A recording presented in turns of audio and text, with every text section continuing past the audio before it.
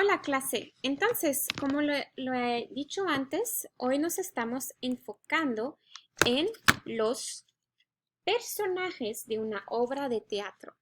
Los personajes son las personas o animales o objetos de la obra. Entonces, hoy nos vamos a enfocar en los personajes. Vamos a ver cuántos personajes hay, sus nombres, los nombres de los personajes, también dónde podemos encontrar los nombres de los personajes y vamos a hablar un poco de los elementos de los personajes. Mira, hoy en lectura vamos a leer una obra de teatro que se llama La ciudad de los monumentos. Entonces se llama La ciudad de los monumentos. Y en este libro hay varios, o en esta obra de teatro, hay varios personajes. Recuérdate que puedes encontrar una lista de los personajes en algo que se llama el reparto. El reparto muchas veces es al principio de una obra de teatro y te va a dar una lista de los personajes.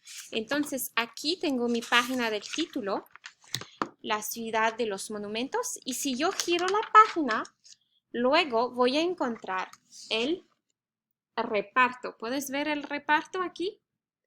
El reparto. En el reparto de este libro o esta obra de teatro tenemos varios personajes.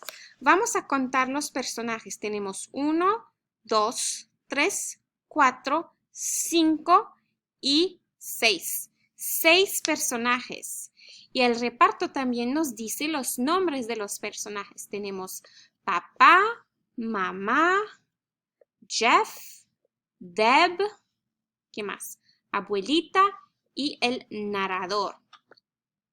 El narrador es un personaje diferente porque el narrador no está en la obra de teatro, no tiene acción, no hace nada dentro del libro. Él solamente cuenta las partes del texto que nadie está hablando para darte información de dónde está pasando la historia o de cómo se sienten los personajes. Y luego, cuando estás leyendo un libro de obra de teatro, cada vez que habla un personaje, vas a saber el nombre del personaje. Por ejemplo, en el principio aquí tenemos el narrador está hablando y nos está diciendo, una mañana mamá y papá tenían buenas noticias. El narrador nos está diciendo que mamá, papá tenían buenas noticias. Luego mamá está hablando y está escrito mamá y la mamá dice, la semana que viene vamos todos juntos a Washington, D.C.